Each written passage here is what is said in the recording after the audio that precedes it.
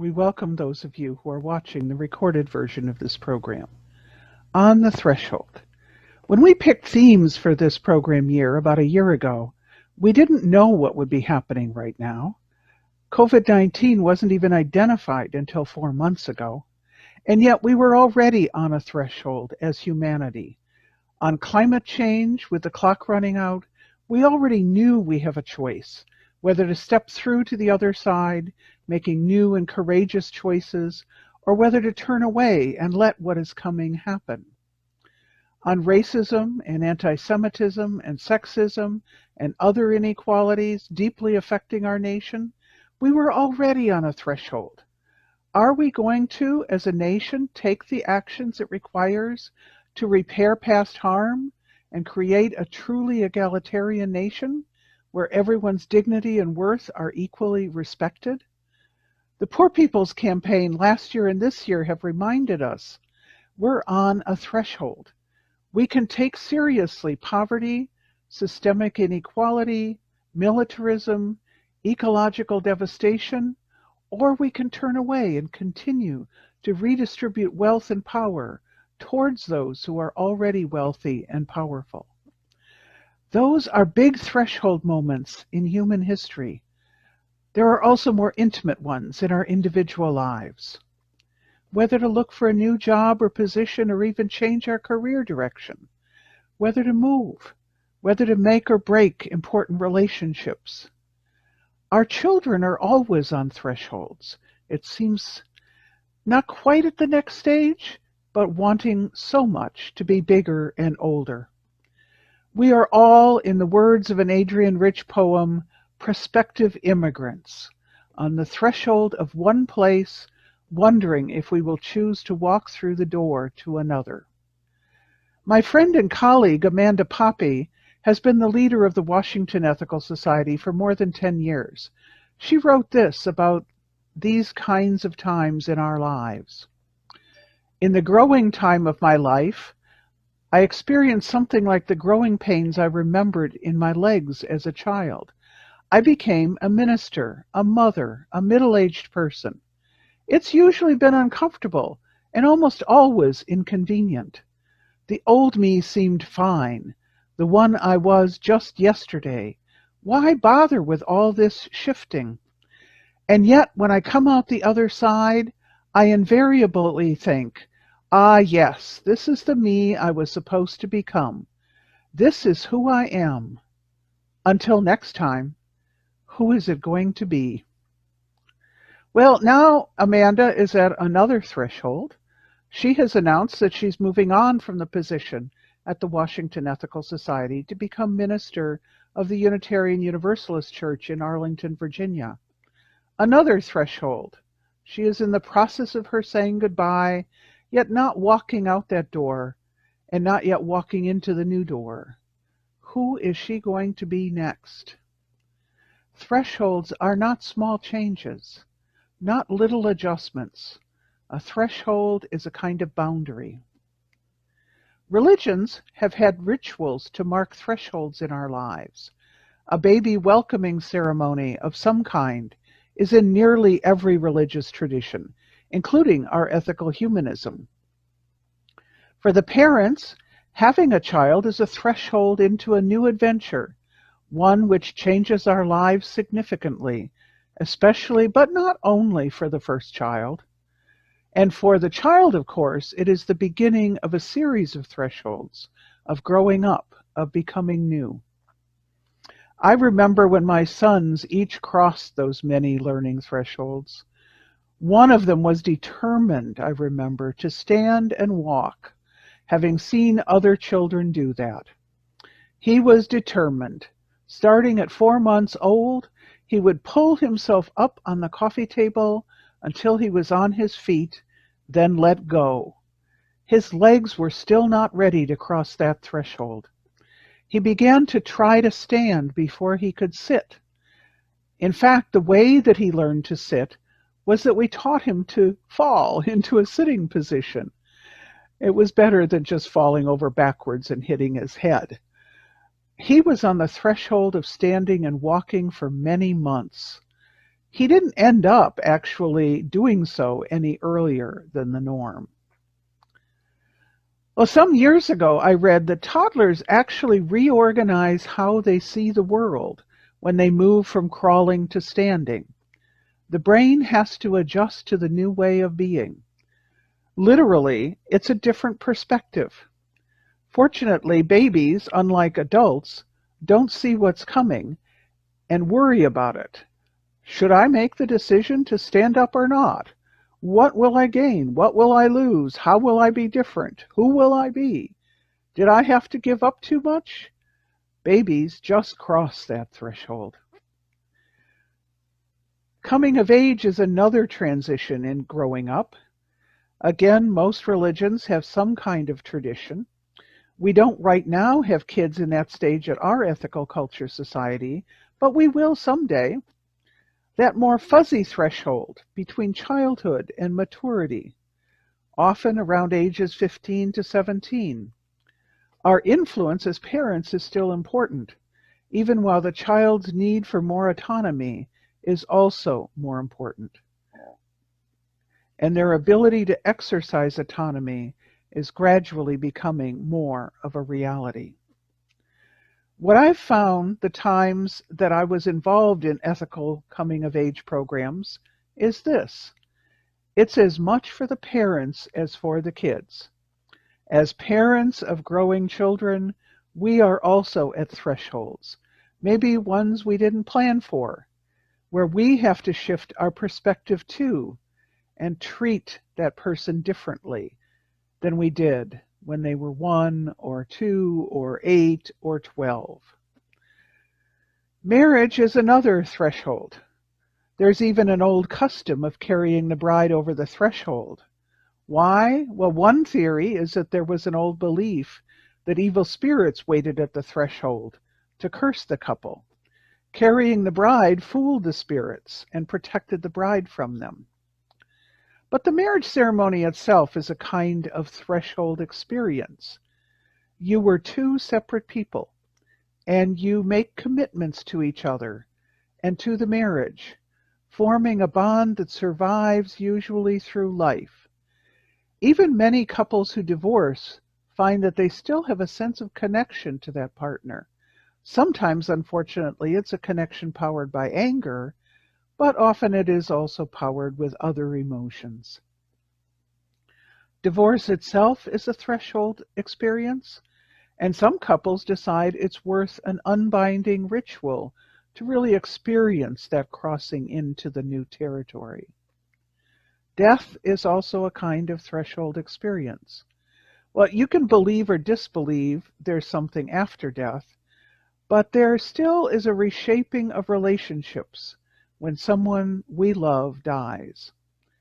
I don't know how many of you watched the rather quirky TV series, The Good Place, but I hope, without spoiling it much, I'll just say the last scene of the last episode was one of the most powerful threshold depictions I've ever seen. If you like philosophy and quirky humor and you haven't yet seen The Good Place, I recommend that you try watching it now and do it from the beginning. Another kind of threshold is a border, a literal border. How easy or difficult it is to cross borders is one of the hottest political topics today. In doing family history research, I face those borders indirectly. When someone moves from another country to another country, of course, where they live changes. But also, where I have to look for records changes. And sometimes their name changes, or their occupation. We use the language of emigration, leaving a place, and immigration, coming into a place, because there are those two halves of the experience of crossing a threshold. According to family oral history, my great-grandfather, Olaf Edvin Ledane, was very upset when his 16-year-old daughter, my grandmother Hannah, decided to go to America. Her maternal Aunt Mary, who had already found work as a seamstress here, and offered to help Hannah find some work. At that time, that was really helpful because there was little opportunity for Hannah to find work at home in Sweden. Olaf Edvin reluctantly agreed to let his daughter go and made Hannah promise that she'd only go temporarily, that she'd return within 5 years. Instead, in America, Hannah found someone, my grandfather, and got married and had kids. She had crossed the threshold. She did return to visit 3 times in 1938, 48, and 58, but in that first 28-year gap, her father had died. Her diary entry about visiting his grave was poignant. Some thresholds we cross and cannot really go back. But with that story, imagine my surprise when I discovered through my research, Olaf Edvin, at age 21, himself had emigrated to America. He left Sweden in January of 1886 and returned from America in early May, less than 4 months later. Something about America didn't fit for him. He crossed the threshold back to his old life. He didn't marry for another 7 years, and a year later, my grandmother was born. Well, I don't think my grandmother knew that story about her father's trip to America. It sure didn't come down through my grandmother or my father to me. I'm still in touch with a cousin of my father who is in Sweden, and I asked him about this story. He had never heard of that story about his grandfather either. I think Olaf Edvin had just tried to close the door on that threshold crossing. The thought of thresholds might also remind us to practice hospitality, to help others who cross over a threshold, physical, real, or in our heads, and help those people who cross over a threshold feel at home and feel a sense of belonging. Maybe if Olaf Edvin had found a sense of belonging when he came to America, my family story would have been very different. Crossing thresholds is difficult, and sometimes we do want to go back. In 4 months, maybe you can go back, and maybe still be bitter about it later, and try to discourage someone else from taking that same route over a threshold. In 28 years, going back really isn't possible. Where you left just isn't the same. But we do not leave all of us behind when we cross a threshold.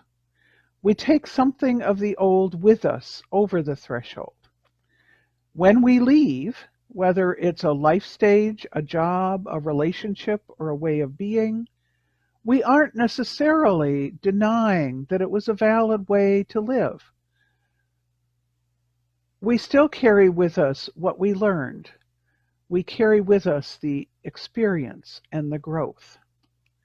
When my grandmother returned to her home village on those visits, many years after leaving, she found old friends there. Some she had been in touch with by letters, some she needed to renew her relationship with. Her father and one of her sisters had died. She could not recover those relationships except in memory and in mourning. She had not seen her baby brother Eric since she left the first time. He was born the year that she left. He was a different person when she returned, and yet she loved him. She met her school teacher on her trips back, someone who she respected profoundly and admired. While she could not go back to her school life again, she could remake a new relationship with that teacher and take in how they were now related. Between her second and third visits, her baby brother Eric married that school teacher's daughter. What we have left behind also moves on, just as we have. I began by talking about big social thresholds, and I have been mostly talking about intimate ones. But those big ones have some of the same rules as the small ones do. If we are to figure out how to come out of this pandemic change, if we are to figure out how to deal with climate change or racism or poverty, we have choices to make. We will have to step through a door into an uncertain future. We will not be able to say, I am only going to step over that threshold if I am sure how it will all turn out. If we do not cross the threshold, we still aren't going to be able to go back 100% to what was. Scientists tell us that other viruses will cross the threshold from their animal hosts to human hosts, and we'll have to deal with not just the science and medicine, but the social and economic realities of those pandemics too. We know that if we keep doing what we've been doing, climate change will force some change on us anyway. So we need to step over the threshold, even knowing we don't know everything about the new. There will be confusion, there will be excitement, there will be fear, there will be sadness, there will be hope, and there will be joy. And when we step over thresholds, we need to carry with us the lessons of the past, so that we don't just close the door and pretend those challenges weren't there. We need to carry those lessons with us to face new challenges, even on the other side of that threshold. We will still be humanity. We will still be social beings who are interconnected with other human beings and with the natural world. Now, we've tried in our history lessons to cross thresholds and forget about some of the past and remember only parts. How many of you have thought about this past couple of months how your American history you were taught in school did not include a history of the 1918 flu epidemic? What went wrong then? What went right? We can't learn the lessons of history if we completely close doors. So even after we cross the threshold of safety after this pandemic, we'll need to be more careful to let the people of the future learn lessons from our mistakes and our successes. So consider what thresholds are in your life right now. Which ones are most alive for you? What would make it easier or harder to cross that threshold? What would you leave behind that you want? And what would you leave behind that you don't want? What will you likely gain by crossing into unfamiliar territory, new territory? So I'm going to make a suggestion for a practice of being aware of thresholds and what they mean to you. Consider this as a practice this month of May. Pay attention when you cross the threshold of your home. Something fairly simple.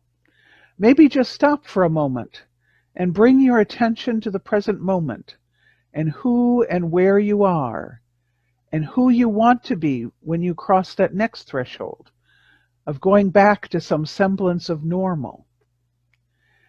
Now, today, that entering and leaving our homes seems to carry a whole lot more weight than it used to. This may be a helpful practice, too, in managing anxiety and concern. Just stop, pay attention to the present moment and who and where you are. There's a reason that the mezuzah is on the door of many Jewish homes, to remind people when they go in and out what is really important to them, what is ultimately important. So just pause at the threshold and bring your attention first to the present moment, who and where you are, and then who you want to be when the next threshold is crossed. And perhaps as a reminder, you can put some new object near your usual entrance and exit door. Maybe some of you already have a mezuzah there. As a mezuzah does, you can use your object to remind yourself what is important. As opening and closing words today, I'm using part of a poem by Adrienne Rich. Here is the whole poem, framing the experience of transitions and crossing thresholds as a kind of immigration. Consider these words for your own threshold experience, your own threshold crossings, whether you're crossing a country's borders or crossing into a new stage of life or helping shape a different cultural, political, social, and economic system. Adrienne Rich writes, "Prospective immigrants, please note, either you will go through this door or you will not go through. If you go through, there is always the risk of remembering your name. Things look at you doubly, and you must look back and let them happen. If you do not go through, it is possible to live worthily, to maintain your attitudes, to hold your position, to die bravely. But much will blind you. How much will evade you? At what cost? Who knows? The door itself makes no promises. It is only a door."